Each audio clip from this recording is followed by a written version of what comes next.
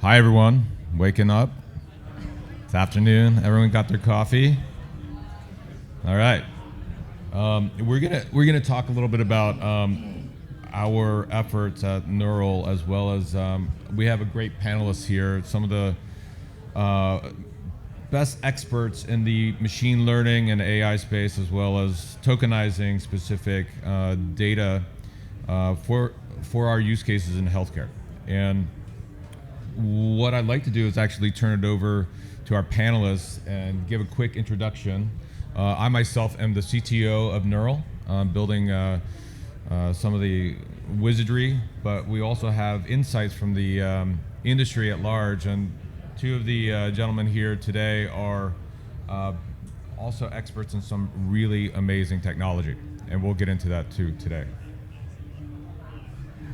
Good afternoon, everybody. My name is Dr. Adel Al-Misiri. I have a PhD in machine learning, artificial intelligence, and blockchain. So I always joke that blockchain found me. I did not find it. I work in tokenomics and building complex AI systems and impact with my company AlphaFin. Hi guys, sorry for my voice. I'm recovering from cold. I hope you understand me. So I am Ahmed Al-Adl. My academic background is AI and mobile robotics. And now I am focusing on what is called cognitive digital twin, which is a combination of AI, IoT, intelligent sensing, blockchain, and other stuff, but those are the main ingredients with application in different industries, healthcare, space, manufacturing, and other stuff.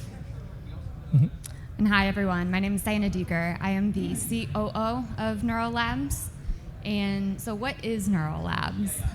We are actually creating the world's first health and wellness ecosystem where individuals can actually collect, store, and then monetize their data. And so it's a very exciting time. My entire background is in healthcare. I've done everything from redesigning the flow of the OR to planning Mayo's 10-year long-range plan and kind of everything in between. So very excited to have these panelists today. I think they'll shed a lot of insight into healthcare data and kind of the future of all of this. So kind of with that, one of my first questions for you guys is what opportunities do you see in the tokenization of health and wellness? So I would like to start by asking everybody here, do you know how much do we actually spend on healthcare? You'll be surprised that in the US alone, we spend 19% of our GDP on healthcare, followed by the UK, 13% of their GDP spent on healthcare. So you could say roughly 20% of the entire gross domestic product is being spent on healthcare.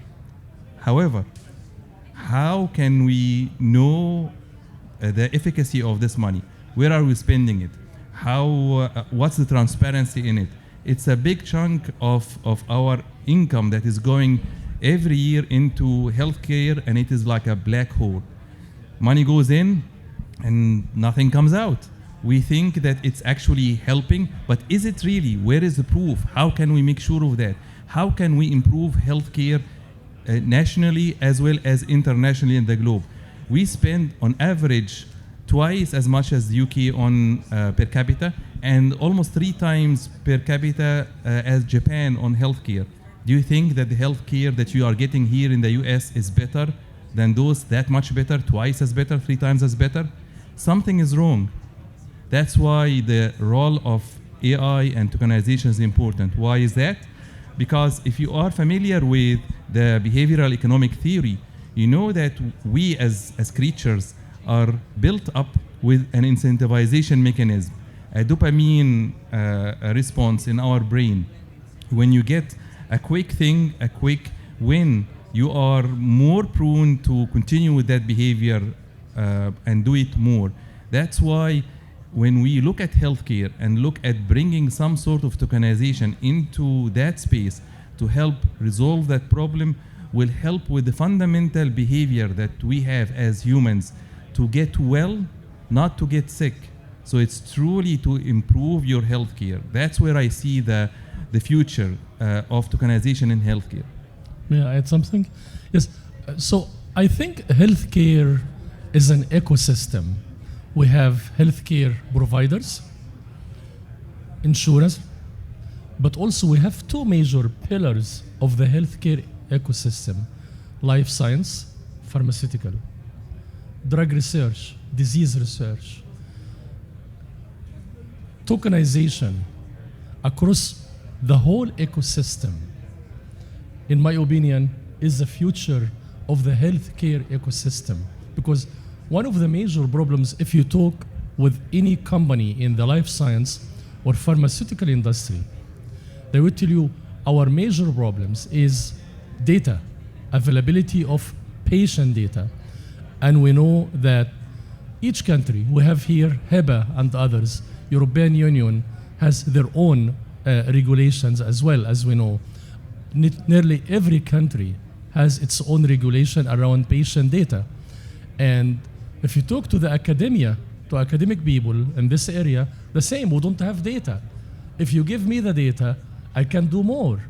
And a guy like me, when I go talking with them, it's about serious AI stuff. And what? AI needs data. And without data, you can do nothing. You can just build whatever algorithm you have, but no data, no outcome, no adaptation of the AI. So I think tokenization across the whole ecosystem is very important and has unlimited number of opportunities for people like us, and of course add a lot of values for us as a human as well.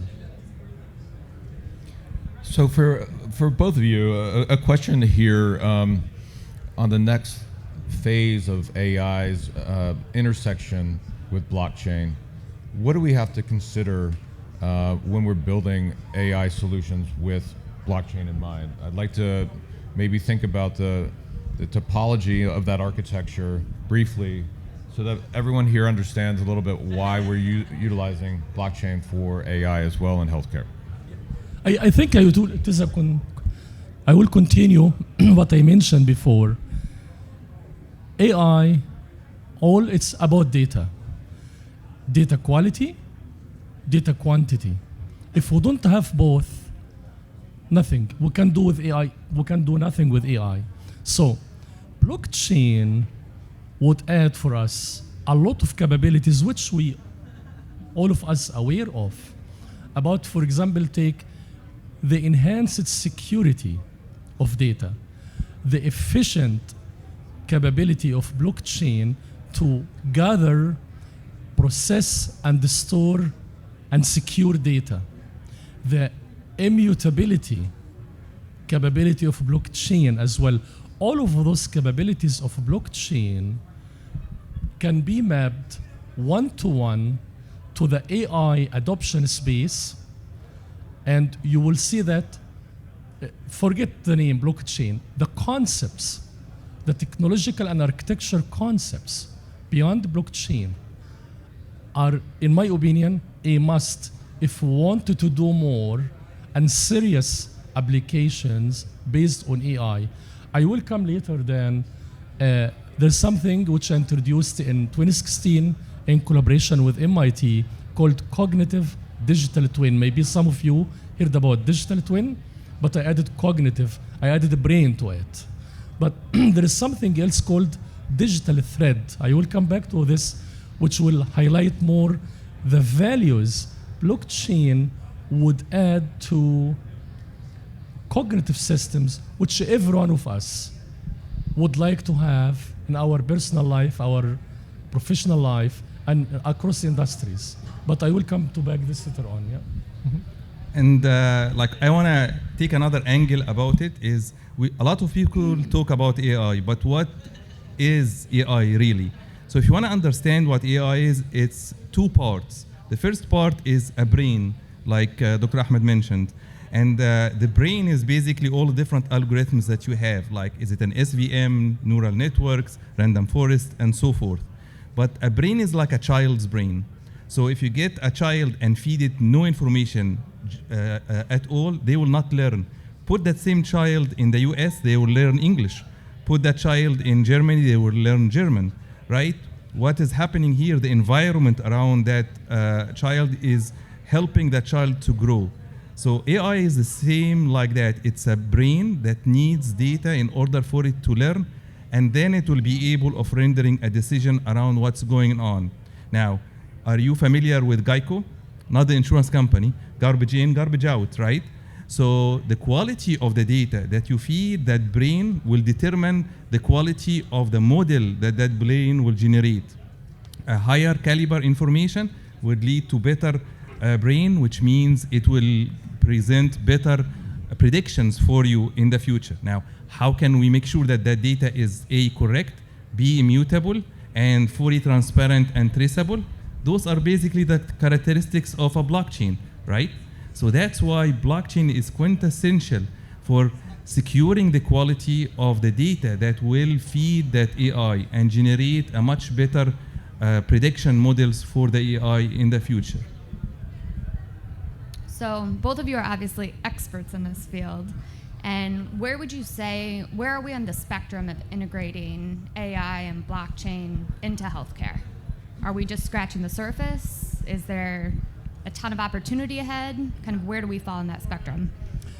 Yes, I think from the adoption perspective, as I mentioned, the major sectors, the providers, life science and pharmaceutical industries, I see the adoption more on the academic side of the ecosystem.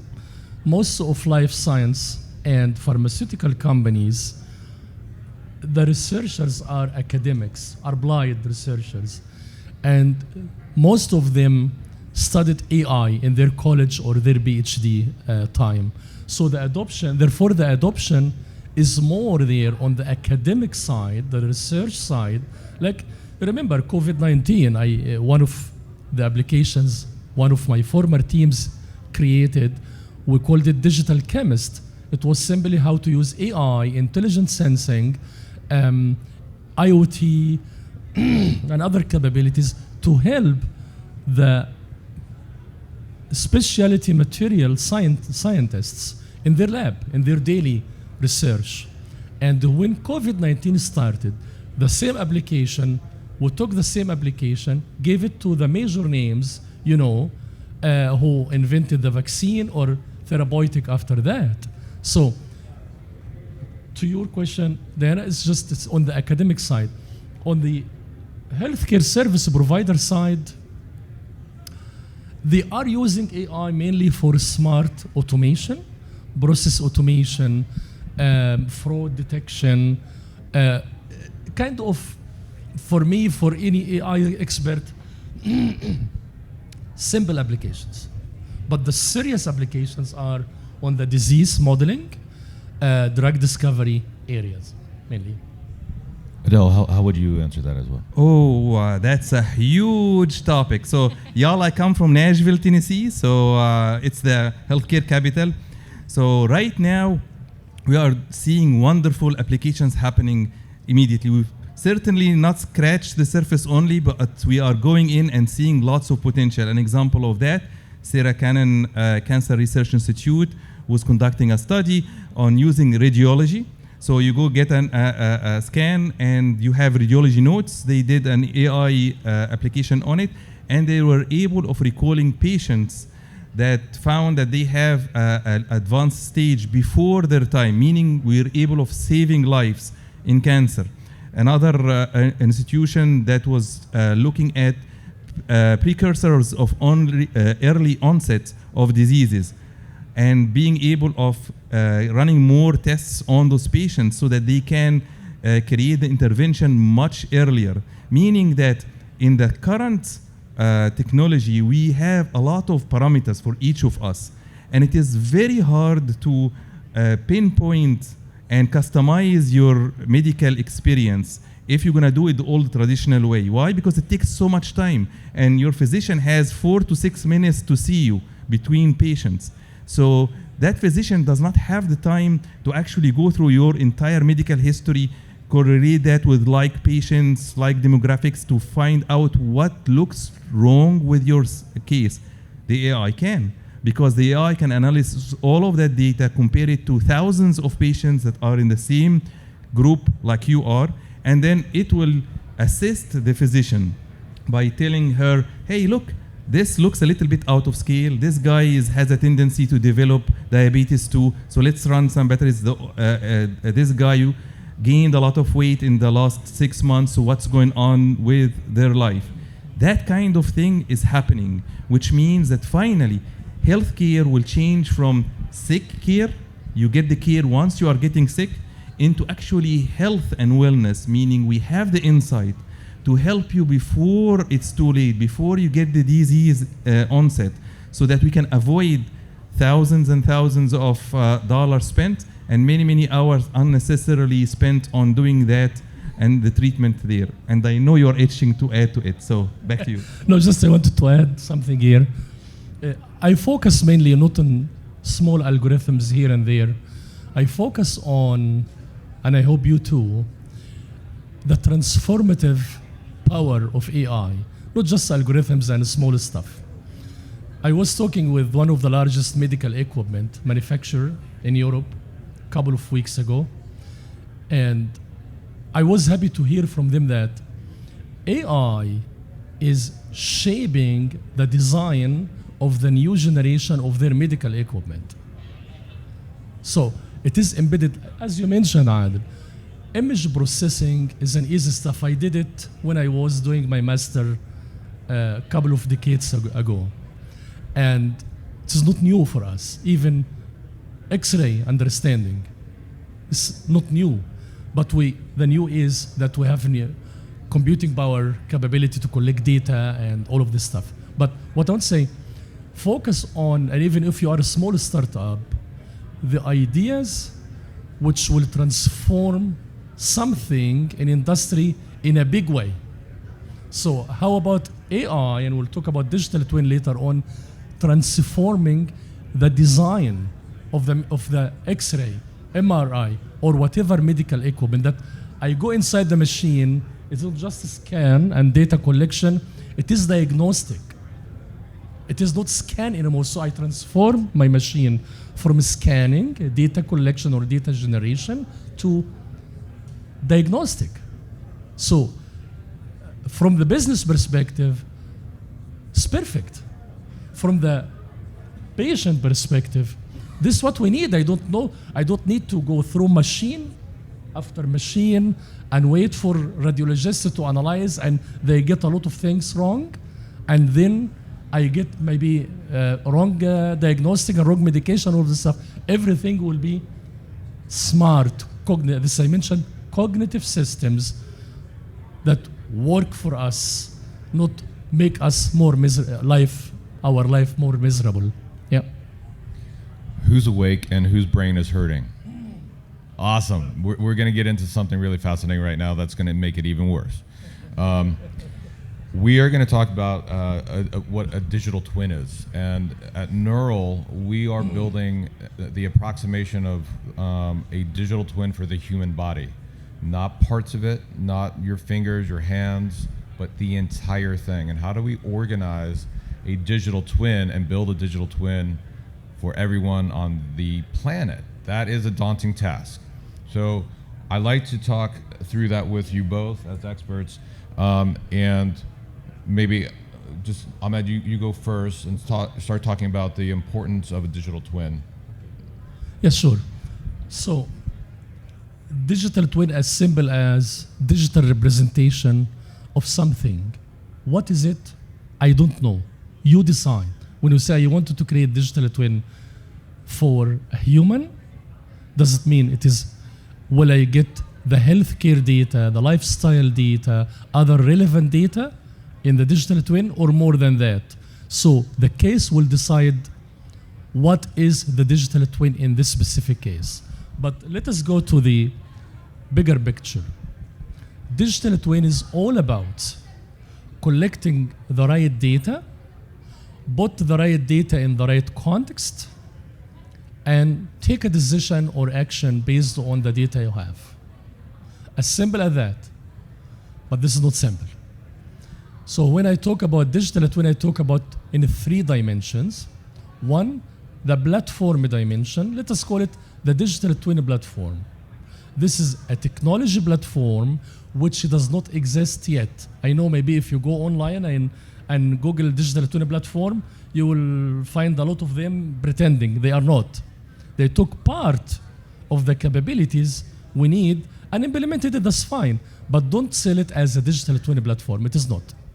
The second dimension is the data, because this is cognitive system.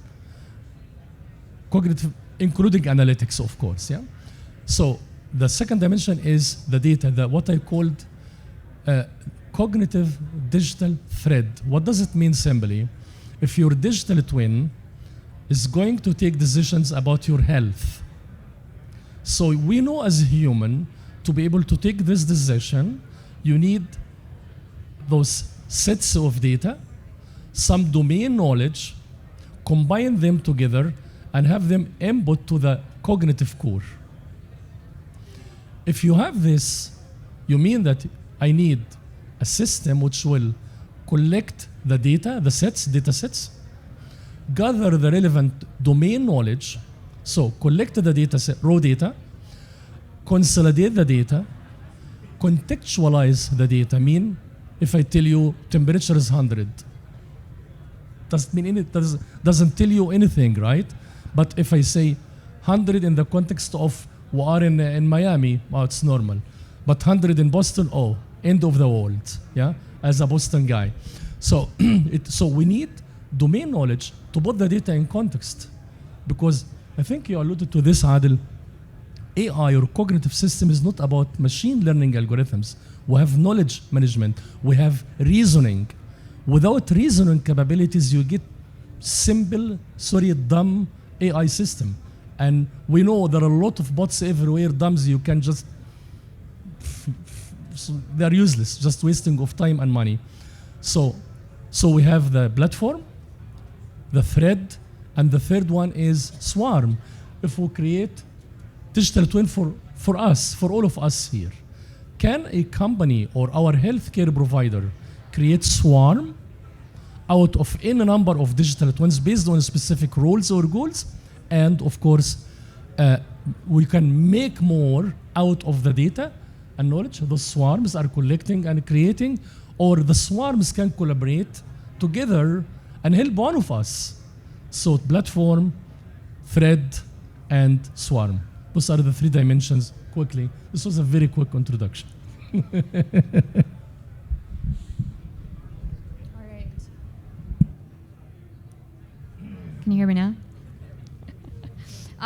So how do you see a relatively conservative sector, healthcare, adopting something like the digital twin?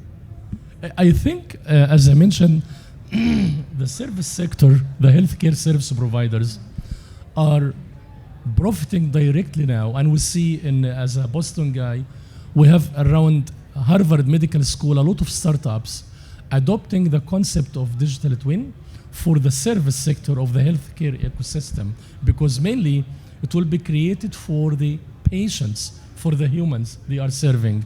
And some of them now started to adopt the concept itself in a small scale, because you don't have the people, you don't have the money to build the big, huge system. But I see many startups, and even the medical equipment provider I talk to, they have now digital twin. It is publicly available. It is Philips Medical in Netherlands, and they have, you can Google it, they have the digital twin of heart. Others, like Johnson & Johnson, are creating digital twin of the lungs, and Siemens are creating the same. So if you as a cardiologist and have a kind of a meta digital twin for a heart, human heart, and you feed my own information in this digital twin, it will be the digital twin of my own heart, and it will be continuously updated. And when I go to my doctor, exactly because before I go, my digital twin will continuously getting my data and tell my doctor or tell me what to do. So I mean, back to your question, Dana, the healthcare services providers are the main early adopters of the concept, as well as they benefit a lot of that. Okay. And so follow-up question here. Sure. What would you say, what's the punchline like of the benefit of a digital twin? So for the average person, why should I care? What's the importance of it? Yes. So our medical data are stored now in the useless, dangerous electronic medical record. And you know it when you go to your doctor, scattered everywhere, and it is just raw data. And when you go to your doctor, he or she will have to read a lot of stuff and make sense of this garbage on the screen in front of him or her and take a decision. So the major benefit from digital twin that the digital twin will guarantee that my data, my medical data gathered in one place via digital thread, as I mentioned, in the platform, and consolidated, contextualized using medical domain expertise and expertise relevant to my case, and he or she will see immediately not raw data, which will waste the time and dangerous for me, but they will see on the screen, this is a situation, with this what is happening, this what we are predicting, and those are your options, 1, 2, 3. And Mr. Doctor, you can decide. So this is the main, because if you talk with any doctor today in the healthcare service, this one of the major problem is useless, dangerous electronic medical records. And for me, I see that the disruption will happen by all of you, the people in this room. That's where the tokenization matters. Because at the end of the day, it's your health, it's your health data, it's your health care. And up till now, there was no way for you to take that into your hand. But if we have a tokenization mechanism, if you can vote with your wallet, if you can demand a better service, why should you be treated with an antiquated system? Why can't you have the latest modeling of that? Why should we do a shot in the dark? Why can't your healthcare treatment be tailored to your specific data, to your specific DNA? That's what will bring the revolution. That's what will make the current system change their behavior. It's all incumbent on us. And if we don't do it, it's the status quo. So take your data into your hand, take responsibility, and let's bring the revolution on. Everyone, we are running low on time, so we just scratched the surface. But do try to find us if you have any other questions. We are going to be around. Sure, yeah. And then also reach out via social channels or email or what have you. But again, thanks to our panelists for joining us up here on stage, and Thank you, Dan. I hope be well. Thank you, guys. Thank you. Thank you.